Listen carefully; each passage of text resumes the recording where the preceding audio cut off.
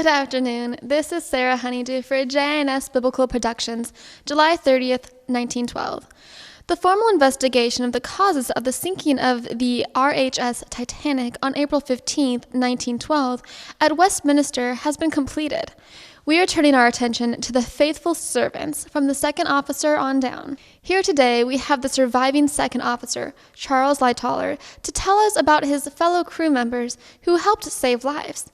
711 out of 2,201 total passengers. That's 32%. Hello. Greetings. Welcome. Mr. Lightoller, in the parable of the faithful servants, in Luke 12:35-38, Jesus expects faithful servants to be faithful constantly. Would you say that your crew met that standard on that final night of April 14th, 1912, before and after he hit the iceberg at 11:40 p.m.? Well, faithful, yes. I mean, we saved 711 passengers and only 212 of those were the actual crew members. There were 885 total.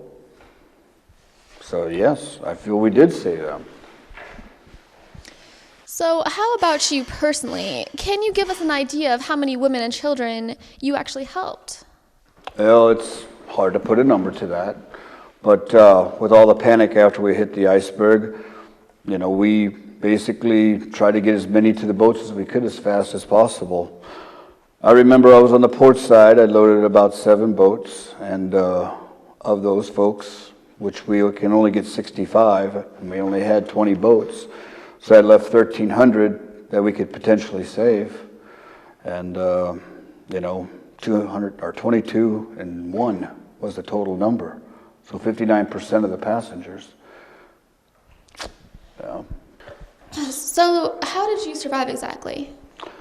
Well, after the last lifeboat was lowered, I was swept overboard, and then it became very real to me that this could be the end.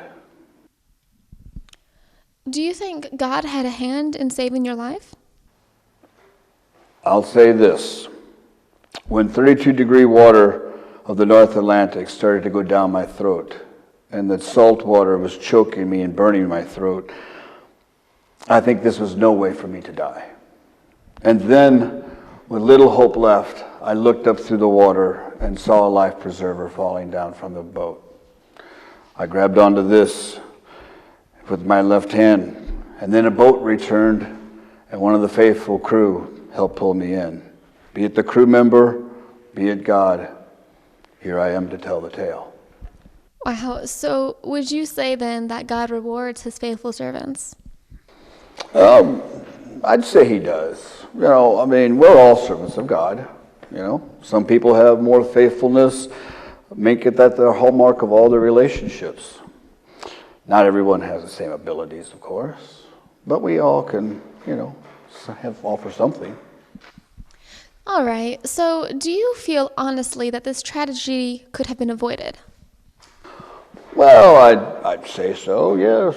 I would think that, not traveling at 45 knots, or if we were on land, that's like 51 miles per hour in speed.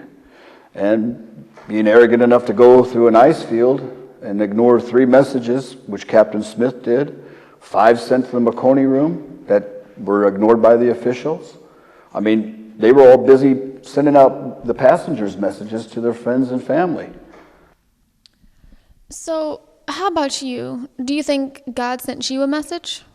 Oh, I don't know about that. The arrogance that went on into building the Titanic, that is what might have prompted the Almighty to send some kind of a warning. Boats should have accommodated all the passengers with the safety boats, and they didn't. They had 20, which holds 65 only. It's all in the 74-page report here that I brought along. This is what really basically tells the story about the loss of the ship was concluded by the speed of the boat, the excessive speed, and the fact that there was an iceberg.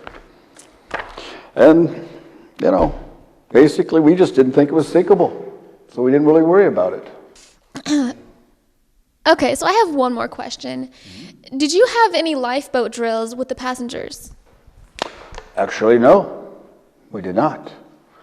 We felt that the boat was unsinkable. We had no worries about this. We didn't even have enough for everyone, of course. You know, I have a different conclusion. If you and Captain Smith had been loyal to the passengers instead of being loyal to Bruce Ismay, the chairman of the White Star Line, all of the passengers would have been saved. But instead, you had to set a world-record speeding record to New York City. And, you know, I read that Mr. Bruce Ismay had all the warnings for the iceberg and did nothing. He should have been thrown overboard for obstructing the safety of the passengers. That's what I think. Well, I mean, you're being awful unfair to Mr. Ismay. He was not the captain. Captain Smith was the captain on board that ship. He would be the one to blame. And the bloody iceberg. Well, thank you, Mr. Lightoller, for giving us a lot of good facts. But lifeboats aside, would more real faithful servants, as Miss Sedgway said, have prevented the entire mess, faithful to the poor passengers than to the owner of the ship? This is Sarah Honeydew for JNS saying we should pay more attention to the building up of a corps of faithful servants.